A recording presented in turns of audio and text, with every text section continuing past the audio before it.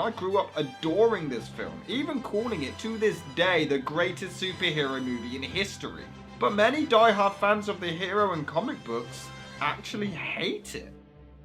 So I guess I should give it another look. I mean, is there any truth to any of the arguments? The first movie was a complete success, many still calling it the definitive Superman flick and even origin story, which director Richard Donner perfectly brought to life. However, the shooting schedules were always delayed, with funding going over the budget, which the producers blamed on Donner, causing him to be booted off the project and replaced with Richard Lester, the guy who many blame for the supposed downfall of this picture. However, many dispute this and claim that Donner just refused to return for the second one due to how he was treated in the original.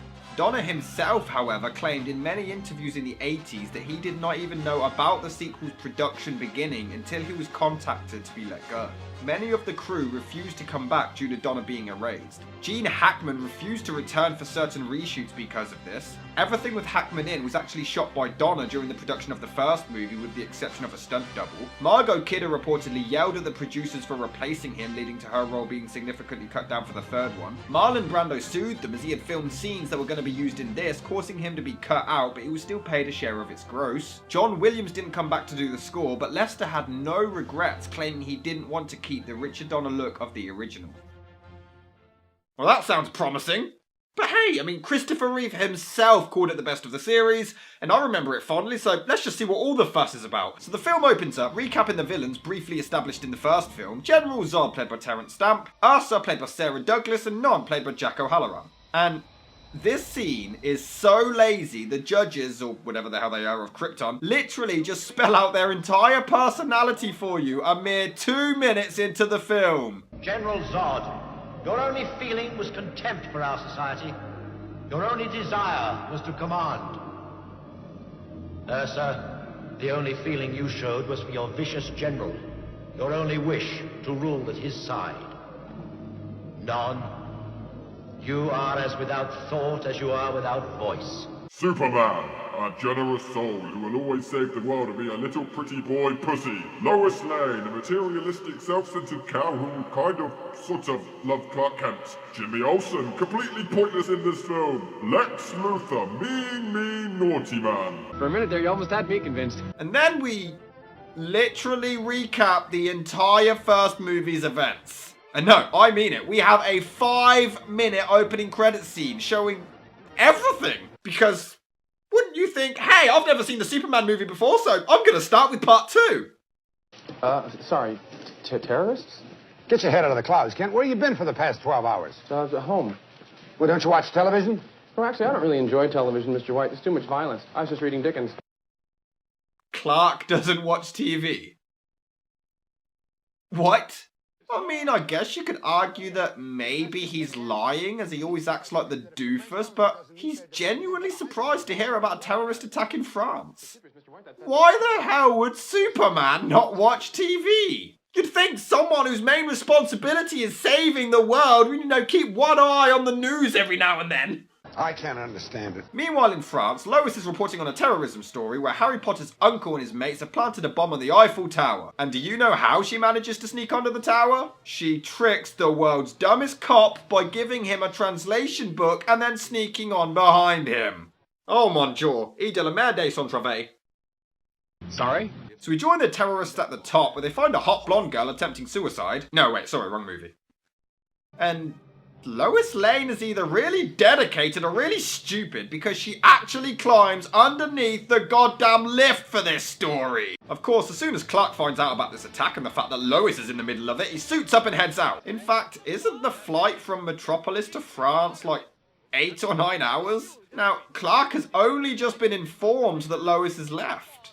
So it couldn't have been too long ago. How the hell did she get there so quickly? And how does Superman take so long? He turned the stinking world backwards! Oh well, who cares? He stops the bomb and throws the lift into space to explode. And that is just awesome. But oh no! Unbeknownst to our hero, he unintentionally frees the trio of tight leather costumes to the world. Oh. When he finds out, can't he just turn the world backwards to before he did that? But why does he never do that again?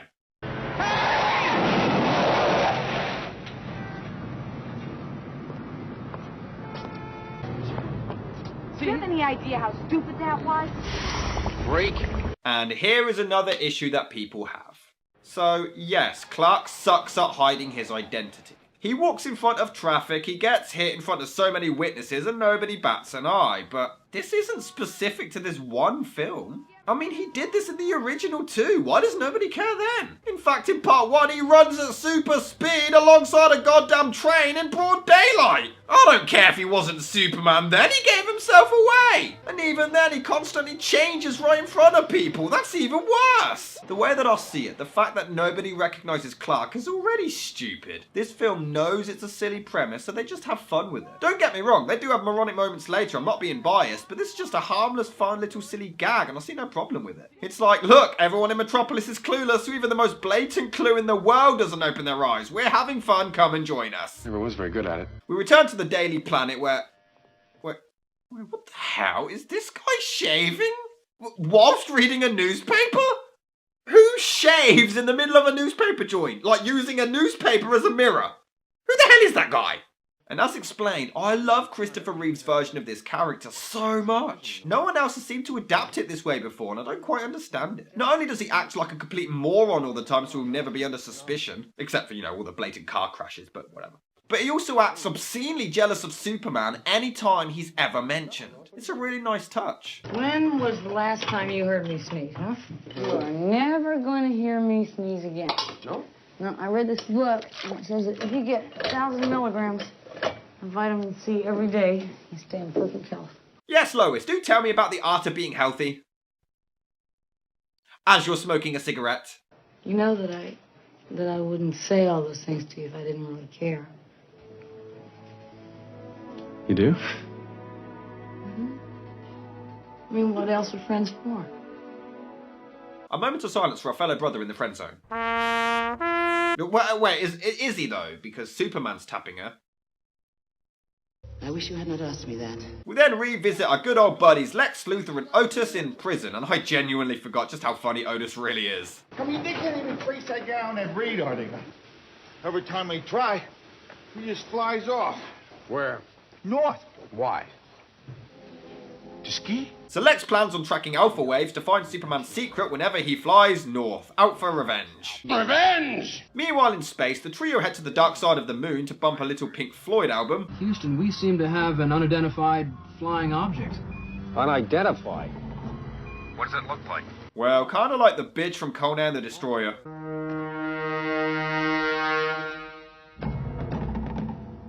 You? What kind of a creature are you?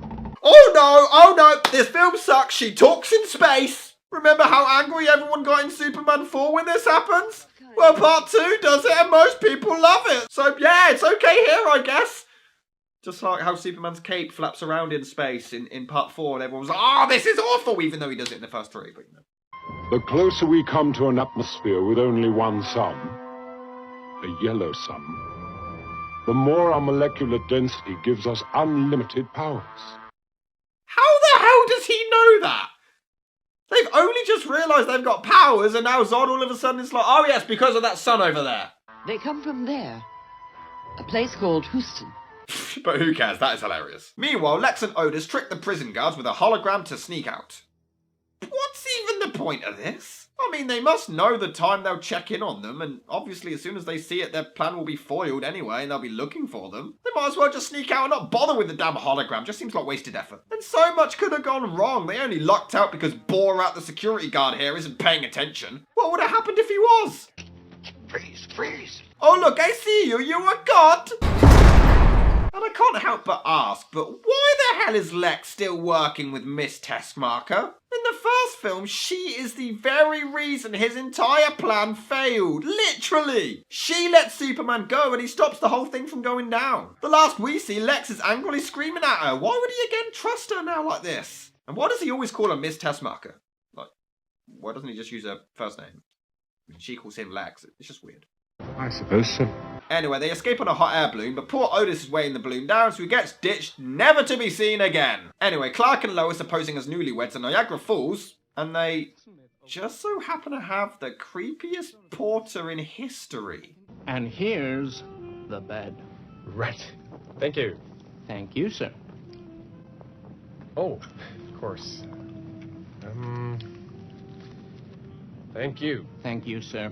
And have a happy whatever. Ew. So Lex and Miss Tessmacher head north, somehow, considering you can't actually steer a hot air balloon as far as I know. And how the hell are they not freezing to death? I mean, later they say... Why didn't you go before we left? That was 2 days ago. No, that would be lexicals by now. There actually is a really subtle moment of the waterfall where Lois cleans Clark's glasses and for a brief moment recognises him, but then all subtlety goes out of the way with... this. Hey, Mom, look! Uh-huh. Yeah, honey, that's nice. Oh, my God! Look, I know that Superman has to save people. But when you're this stupid, do you really deserve to be saved? And just look at this scene. There is no way Supes would have even gotten there in time. That kid would have been dead in about 4 seconds. Well, a long goodbye. What's the hurry? I mean, seeing as you happen to be in Niagara Falls. Happen to be in Niagara Falls. And Clark is not around as usual. Oh my god, I've just realised I'm a complete moron. Also, Clark blatantly steals these hot dogs. He doesn't even put any money down. This is your hero, kid, stealing hot dogs. Holy skunk sweat! So Lex and Miss Tessmacher make it to the Fortress of Solitude, somehow changing clothes along the way, considering they didn't seem to have any with them, and they watch some Kryptonian holograms that teach them about Zod and his gang. You know, I've always wondered, how do these holograms work? I mean, did they literally record every possible response for him just in case? Despite all our efforts, we were unable to change their evil natures, their evil ways. In it, we placed these 3 arch criminals, imprisoning them there for all eternity.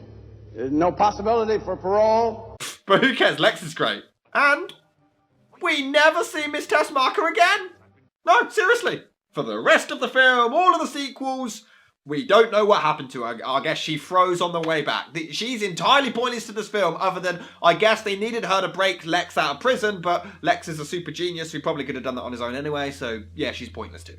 But oh no, Lois is getting closer to learning Clark's secret. I gotta admit, you know, your disguise is nearly perfect. You had me fooled. Is it though? Is it? Or maybe you're just an idiot. No, of course not. So Lois literally sacrifices her entire life to find out if Clark really is Superman. And he actually refuses to change. Our hero refuses to save the love of his life, risking her goddamn existence just to protect his secret identity. Look, I know that he ends up trying to find a normal way to save her anyway. But she could have drowned. She could have actually drowned. He risked it. But at least his secret identity is okay. In fact, she finds out who he is in the very next scene anyway. So what the hell was the point in this? And look, many people just walk past and look, not even bothering to lend a hand. Primitive sort of life form. Why would a snake bite actually hurt her? I mean, Clark got hit by a car and it didn't even faze him. And as explained, Lois is rather embarrassed before Clark falls into the fire, but his hand is unscathed, revealing the truth. I don't know why I did that. Maybe you wanted to. I don't think I did.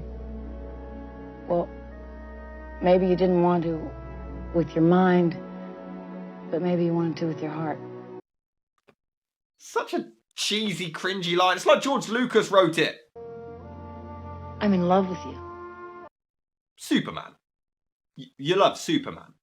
Alright, I'll address it because one thing Superman 3 had going for itself is that Lana loved Clark for Clark. But here, Lois is in love with Superman, not the human persona, so it's kind of a messed up love story. But this is the way I see it. She's confused. This is a lot to take in at once. I can understand some people having an issue with it, and so do I to an extent. But she's always been kind to Clark and told him how much she cares for him as a friend. Because she's too occupied with being smitten with Superman. It's a perfectly human response. When she finds out he's one and the same, it all just fits perfectly together. Or she just loves Superman and not Clark. Either point of view is acceptable. Why do you say this to me? When you know I will kill you for it. Meanwhile, the trio start harassing the planet, and unlike a lot of other superhero films, these villains actually seem threatening. You can tell they're gonna give Superman a run for his money. Hey, please, mister! With the General. Please, Mr. General, please let my daddy down. And please tell me to remember to hide my English accent next time. So the army intervene to try to take them down with one awful special effect, but the rest look awesome. Look, they need machines to fly. Why is she surprised? I mean, it's established that Clark and these three didn't have powers on Krypton. It's the Earth's atmosphere that gave them powers. They even acknowledge it earlier on in the film. They didn't used to be able to fly and have these powers. Did you see what I did? I have powers beyond reason here. So why are they surprised that humans need a machine to fly when they couldn't fly before? In fact, they had spacecrafts on Krypton and things to send baby Superman to Earth. So they kind of need machines too. I win! I always. And now Zod talks like a 10-year-old child playing cards. Awesome. I win. But Superman is far too busy making dinner plans to deal with that crap. You know, I actually do really like this distraction. The relationship may have the superficial side of things at the start, but it is developed really well and has taken 2 movies to get here. It's a very believable reason for him to not know about the villains. I'm going to go change into something more comfortable. Even though I didn't bring any more clothes with me. Does this fortress have some kind of magical wardrobe somewhere? Your father and I tried to anticipate your every question, Kal-El. This is the one we hoped you would not ask. And Superman giving up his powers makes no sense. Now, I've heard it's not accurate to the comics, so Superman would never do this. I'm not going to say that, as I have never read a Superman comic book in my life. But based on the movies, it's not necessarily that Superman would never do this that's my issue. It's the fact that, why does he do this? I mean, he says... But I have to. Because she's everything I want in life. So? Why does that mean you have to give them up? If you intend to live your life with a mortal, you must live as a mortal. Why? Answer me! Once it is done, there is no return. Or not, but we won't bother explaining that crap either. Yes, I've noticed. Another problem is that he doesn't even really consider this. I mean, I guess there's a few very thought out seconds, but he decides pretty damn quickly to endanger the entire world's safety because he wants some of Lois Lane's loving. I love her. Oh god, now I have to settle with boring old Clark. What the hell have I done? And why would they even create this chamber for him in the first place to take away his powers? So many questions! Just say you love me.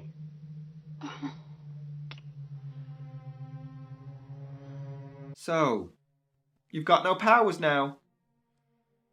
I think we should see other people. That's terrible. Anyway, something Margot Kidder actually had a huge problem with script-wise. They boink! And how the hell do they even get back to Metropolis? They're in the North Pole! But does this technically make Clark the first person to ever break out of the friend zone? Uh-huh. Anyway, the trio decided to face Mount Rushmore. Just because. Before wrecking the White House trying to find Donald Trump. This is how it ends for the greatest criminal mind of our time. So Zod demands the president to kneel before him, but I love how intelligent this character is. A phony pres does so, and he concludes that the real one wouldn't have done that so easily. But then the real one gives himself up and does it that easily. There's one man here on Earth who will never kneel before you. And his name is John Cena! He's gonna get in the ring and put boots to asses! Well, let's see what Clark and Lois are up to. Hey, you're awfully quiet over there. I know, I've realised I'm a superficial bitch. I was just thinking, I can't believe what you've given up for me. Are you kidding? I didn't do it for you, Lois. I did it for us. How does this benefit your relationship in any way possible? So they head to this diner and Clark comes out of the toilets like 10 seconds later. I mean, did he somehow hear this arsehole talk to Lois? Because that's just as likely as a piss that lasts 10 seconds. Anyway, the guy talks some smack before knocking Clark out from behind. Clark! Did he really need a cheap shot here? I mean, look at him. But I will admit, I absolutely love it when Clark sees his blood for the first time and realises how vulnerable he truly is. Anyway, the prick leaves and they decide to turn the TV on at the very precise moment the president is giving a speech about the current situation. I hereby abdicate all authority and control over this planet to General Zod. Only by strict compliance. How does Clark know Zod's name? The holograms that we saw at the fortress just refer to them as three criminals. There appeared among us three rebel elements. What you would call on Earth criminals. But who cares? Zod's threat is awesome. I've got to try, damn it. I've got to try something. Anything. It's not your fault. You didn't know this was going to happen. He didn't know criminals would still exist.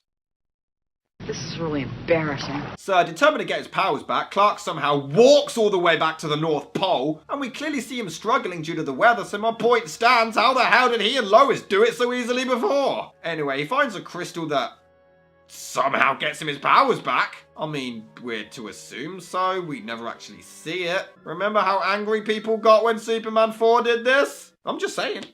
They got angry when Superman 4 did it. There's no connection. I'm just pointing out something. Lex Luthor. Possibly you've heard the name, the greatest criminal mind on Earth. I told you this was a puny planet. Who cares? These villains are hilarious. And this is where the team up begins, and I truly love this motivation. See, a lot of die-hard comic book fans hated Zod's motivations in this film, but why? What's wrong with it? I mean, sure, it's basic, but this was just when comic book movies were really taking off, so I see no issue with it. Superman's dad jailed them, and they want revenge. Who wouldn't? Revenge! And they need Lex to find his whereabouts. It's all flowing together perfectly. The trio soon arrive, and this is just too hilarious to not show. And so's this. Even with all this accumulated knowledge, when will these dummies learn to use a doorknob? How can anyone not like Gene Hackman as Lex Luthor? I mean, aren't you impressed? So Lex explains that Lois and Superman have a special friendship, so she is their key to finding him. Wait! Oh, I'm sorry. She lives for now. Why? Why do villains always do this? Even if you kill Lois, Superman's still gonna come looking for her. But this is one of the coolest moments in cinema history. I do not give a damn what you say. The John Williams theme starts to kick in, the papers start flapping around, and there he is. This still gives me goosebumps to this day. The big one's just as strong as Superman. Who the hell was that? Anyway, for a recurring theme in this movie, we then see another infamously stupid mother who just stands there while this bloody thing is falling to a baby's death before Superman makes the save. Just how brilliant do you have to be? But I will admit, everyone moans about the product placement in Man of Steel, but look at it here, it's everywhere. Why was it okay in this one? And hell, that movie also gets torn apart for the hero completely wrecking the city during the big fight, but what the hell do you call this? I love this movie, but the bias is ridiculous. Anyway, they run out of budget, I guess, and decide to fight underground before Superman gets crushed by a bus, and everyone is convinced he's dead. Even Lois. Yeah, bullets, explosions, fire, all that does no good, but a damn bus that'll do him in. Look at him, before they even throw it, it looks more like he's smirking and trying not to laugh. And hey, this movie created the cliche of all the townspeople ganging up on the supervillains. And this is the most tedious part of the movie, because the trio blow the civilians. Insert your own joke here. And it lasts for forever. Eventually, after he climbs out of the wreckage, he abandons everyone.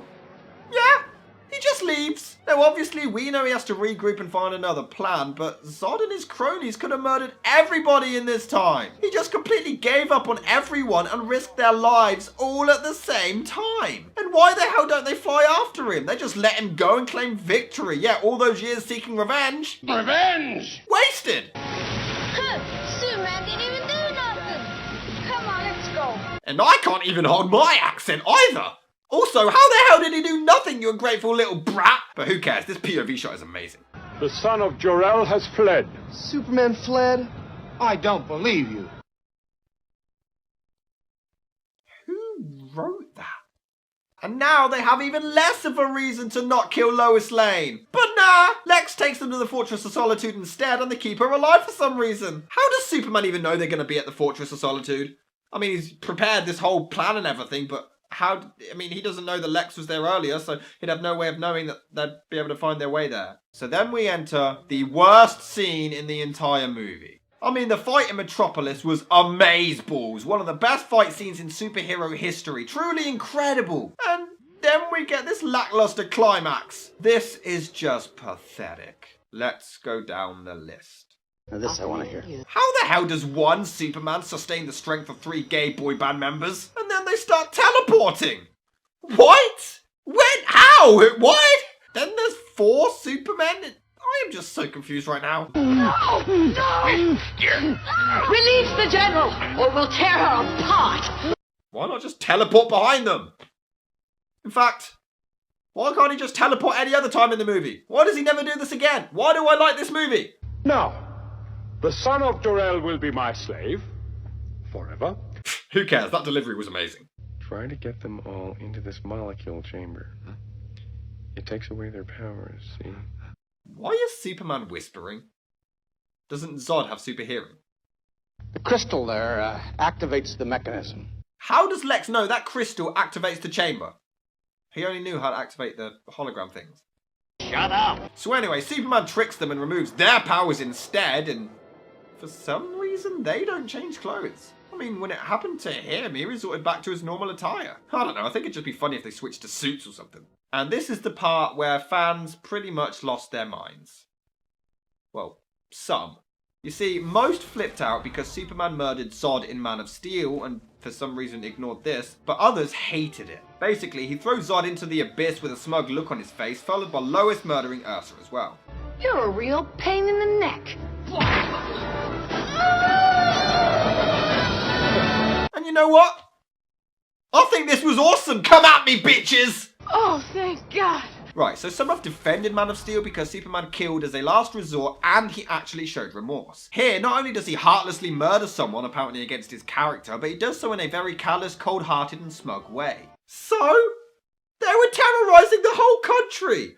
I think it is perfectly acceptable to enjoy a little bit of payback on someone who's trying to kill everyone, especially when the revenge spans as far back as your father. I've also heard it was because they were powerless and defenseless. So, did they care when they were blowing up powerless and defenseless people? I think it's justified. But when I ask people what the hell else was Superman supposed to do, I get told, take them to the police station and arrest them. And that is one of the dumbest things I've ever heard in my entire life. Remember when Michael Myers got arrested?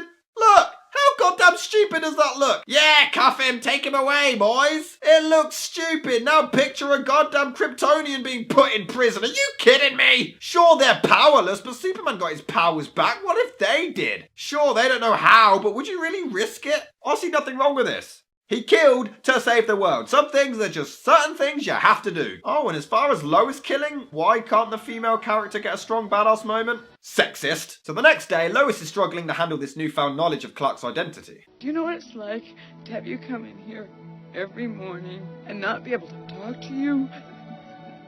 Not be able to show I have any feelings for you? Why can't you talk to him? That's just rude. That makes no sense. Like, people at work are going to be like, oh, look, Lois is having lunch with Clark. He's Superman. And wait a minute. When was Lois's relationship with Superman even publicised? Lex mentions it too when they use her as bait, but there is never any actual moment the public know of it. She interviews him, sure, but that's it. We see the relationship grow, but the press don't, so no one would bat an eye if she even dated Clark. But in a selfless act, Clark puts her happiness before his own, kissing her and somehow erasing her memory. And again, the fanbase went nuts for how downright stupid this is. But you know what's even worse? It was in the goddamn comic books! Yeah, you all want them to be accurate to the comic books, right? You bitch about certain scenes in this very film not being true to his character, right? Well, here you are, a scene that follows the goddamn comic books! And also, he doesn't actually erase her memory. What do everyone go nuts about? Part 4 explain that he doesn't actually erase her memory. Although the kiss is dumb, I like Clark's selflessness, which makes part 3 even more enjoyable with his new relationship with Lana being that more real. But then oh, God.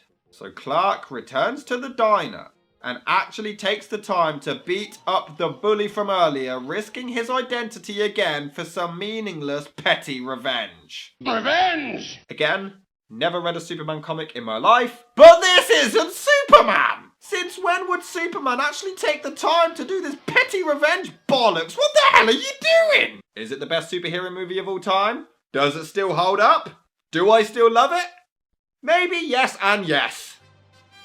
It has problems, but every superhero film has problems. How every film has problems. Sometimes it does have huge issues, but it's still my personal favourite. There's a certain sense of nostalgia for me, and the villains really make the film, especially the damn fight in Metropolis. It's a charming story with some silliness, some self-aware, some not. Some sloppy moments of writing, but I still think it's a damn good sequel and actually better than the original.